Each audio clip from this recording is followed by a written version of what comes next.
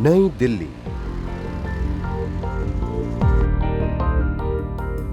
Friends tower, sector 9, Rohini. दोपहर 1:30 का वक्त था। एक महंगे रिहायशी इलाके की बिल्डिंग, जिसके मेन गेट पर एक चौकीदार हमेशा ड्यूटी पर तैनात रहता है। लेकिन इस सब के बावजूद एक आदमी चौकीदार को चकमा देकर इमारत के बी ब्लॉक में दाखिल होता है और फ्लैट नंबर B24 के अंदर जाता है। उस घर में रहने वाली ममता ठाकुर नामक महिला की हत्या कर देता है। उस वक्त ममता ठाकुर घर पर अकेली थी।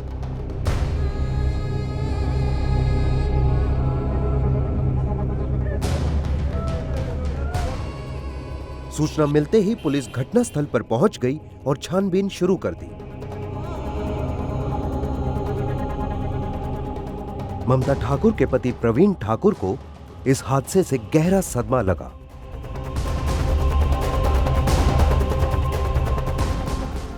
यह हत्या एक सोची समझी योजना के तहत की गई थी। इस वारदात को बड़ी सफाई से अंजाम दिया गया था।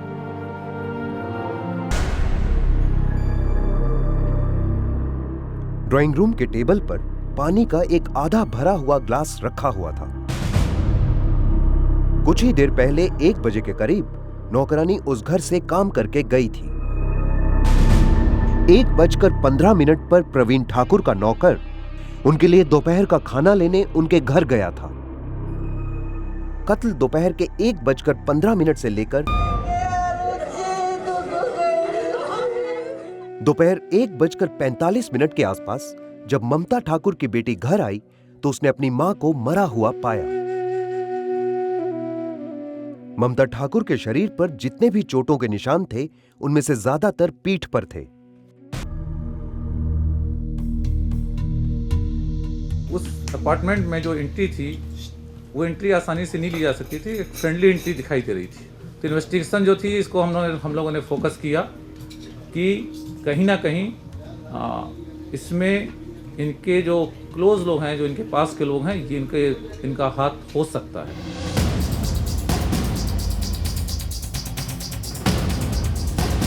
ममता और प्रवीण ठाकुर के सभी रिश्तेदारों और पहचान वालों पर कड़ी नजर रखी गई।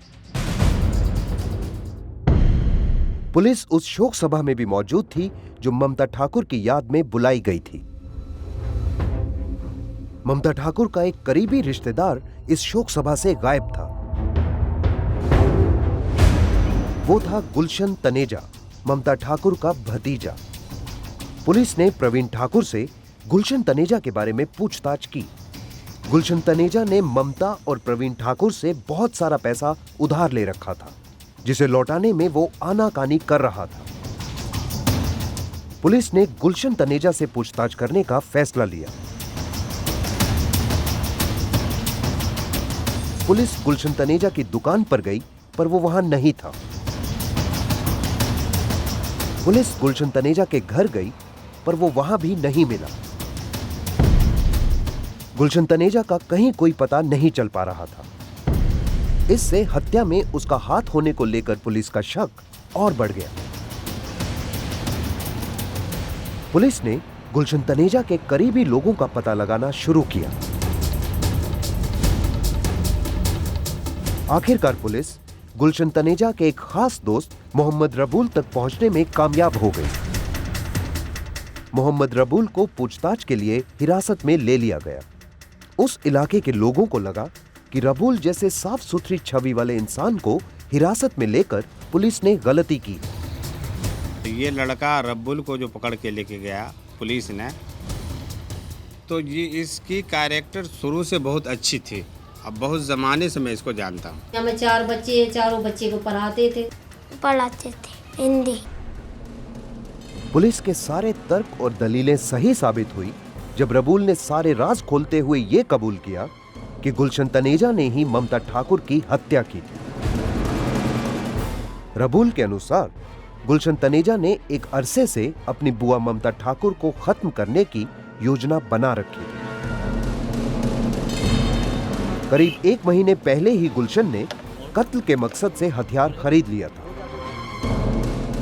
घटनास्थल से फरार होने में रबुल ने गुलशन की मदद की थी। इधर गुलशन लूट और हत्या को अंजाम दे रहा था, उधर रबुल उस बिल्डिंग से दूर एक मोटरसाइकिल पर सवार उसका इंतजार कर रहा था। गुलशन और रबुल ने कुछ दिनों पहले ही इस जुर्म को अंजाम देने की बात तय कर ली थी, पर गुलशन ने अकेले ही हत्या और लूट को अंजाम देने का फैसला किया, क्योंकि इससे बिल्डिंग में उसकी मौजूदगी पर किसी को कोई शक नहीं हो सकता था। उसे किसी रजिस्टर में एंट्री करने की कोई जरूरत नहीं पड़ती और वो आसानी से निकल भी जाता। अपरिचित होने की वजह से रबुल से कई सवाल किए जा सकते थे। रबुल गुलशन को उत्तर प्रदेश में बागपत होते हुए मुजफ्फरनगर ले गया। गुलशन की योजना वहां से पटना होते हुए नेपाल जाने की थी।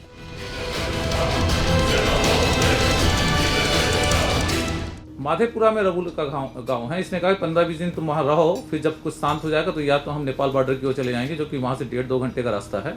जब वहां हमारी टीम हमने बाई एयर भेजी उसी समय, और इन्होंने पटना रेलवे स्टेशन पे अपना जाल बिछाया।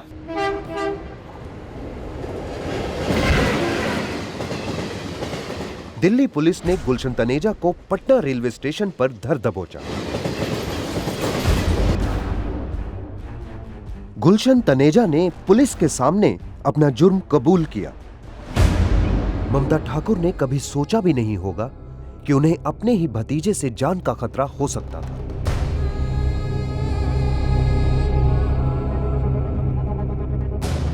दिल्ली पुलिस ने न सिर्फ सफलतापूर्वक इस हत्या की गुत्थी को सुलझाया, बल्कि गुलशन द्वारा लूटी गई बहुत सी चीजें और काफी नकदी भी बरामद कर ली। करीब 8 लाख रुपए के आसपास पैसा गया, जिसमें से हमने 7,32,000 रुपए रिकवर किए, और जो ज्वेलरी गई 4 से 6 लाख रुपए की, वो भी हमने पूरी रिकवर की। आज भी प्रवीण ठाकुर को यकीन नहीं हो रहा कि उनके घर में ऐसी कोई घटना घटी थी। ये तो रिश्तों का कत्ल है, उसमें अगले का क्या दिमाग खराब हुआ या क्या हुआ, या तो वो जानता है या मरने वाली जानती है। गांव अहार, जिला बुलंदशहर, उत्तर प्रदेश।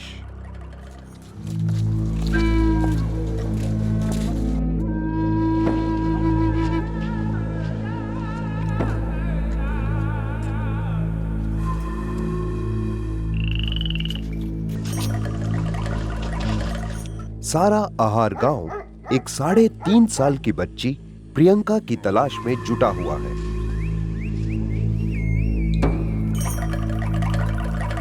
आपने लड़की देखी हमारी? अरे मिली क्या किसी को भाई साहब? नहीं मिली।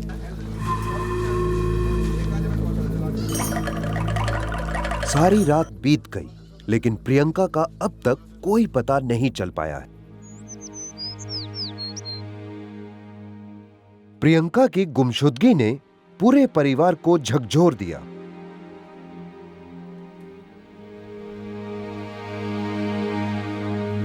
प्रियंका जो खेलने के लिए गई थी, अब तक नहीं लौटी है।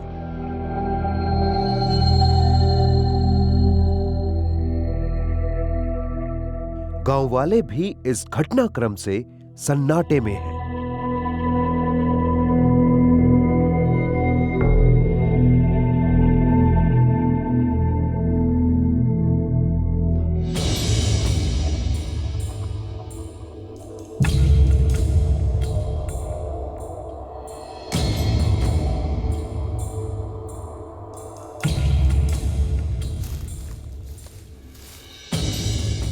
दिन के करीबन 10 बजे प्रियंका का शव एक गन्ने के खेत में मिला।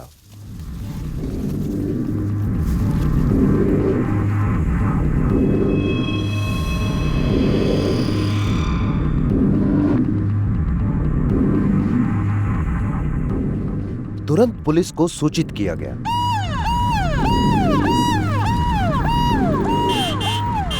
क्राइम का लोकेशन मालूम करके बताएं सरदार सिंह कहाँ पे है, गांव में मौजूद है नहीं, क्या पता लग रहा है इस केस में।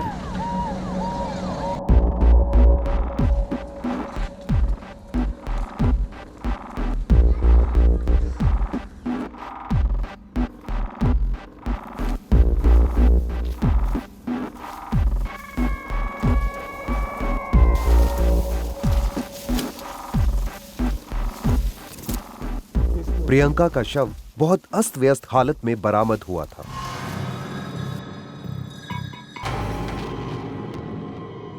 प्रियंका की पोस्टमार्टम रिपोर्ट आने के बाद सारा गांव सकते में आ गया। प्रियंका का गला घोंटकर उसकी हत्या की गई थी। पोस्टमार्टम रिपोर्ट में यह बात भी सामने आई कि प्रियंका का बलात्कार करने की कोशिश की गई थी।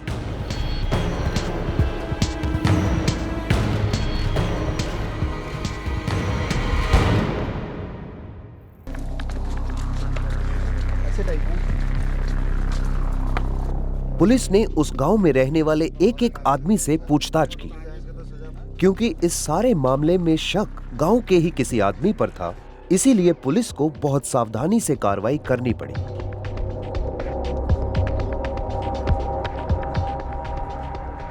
प्रियंका की बहन कुमकुम से पुलिस को यह बात मालूम हुई कि आखिरी बार प्रियंका को उसके चाचा वीरेंद्र के साथ देखा गया था, और पुलिस को जब उस पर शक हुआ तो वीरेंद्र के परिवार वालों को इससे आपत्ति हुई। पुलिस वीरेंद्र को पूछताछ के लिए ले गई। क्या नाम है? वीरेंद्र? हाँ जी। तेरे नाम है? हाँ जी।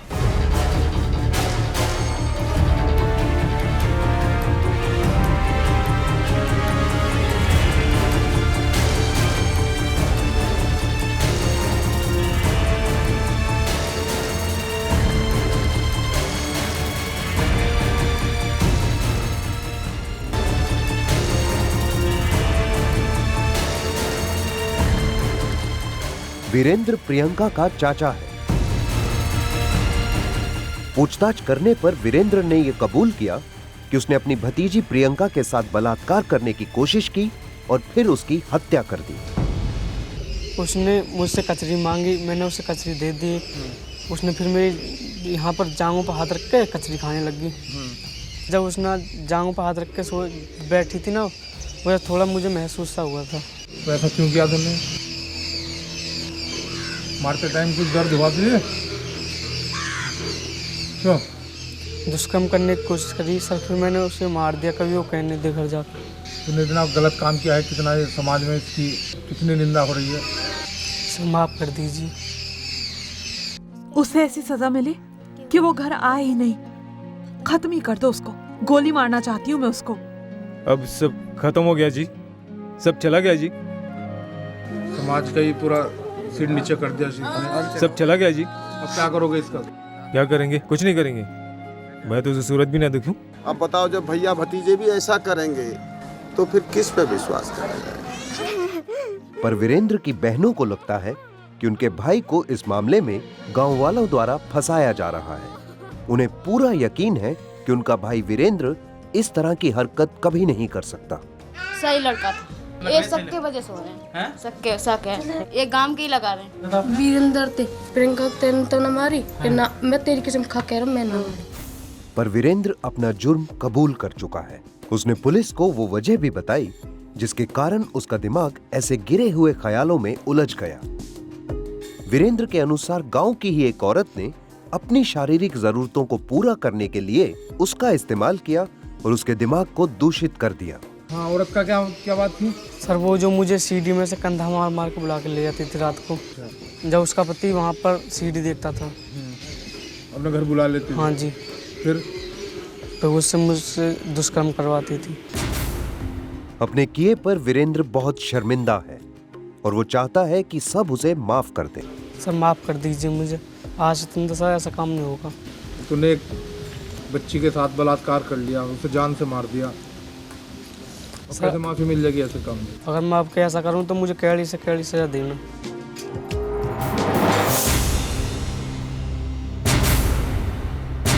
वीरेंद्र 17 साल का है, मगर प्रियंका तो मुश्किल से 3.5 साल की थी। एक तरफ है प्रियंका के भाई बहन। इस हादसे को समझने के लिए उसके जितने ही मासूम, नासमझ और कोमल। और है प्रियंका की मां, जो अपनी लाडली गुड़िया पर कभी आंच भी नहीं आने देती थी। और दूसरी तरफ है वीरेंद्र की बहनें, जो उसे बहुत मानती थी क्योंकि वो उनका भाई था। और है वीरेंद्र के पिता, जिनका सर शर्म से झुक गया है।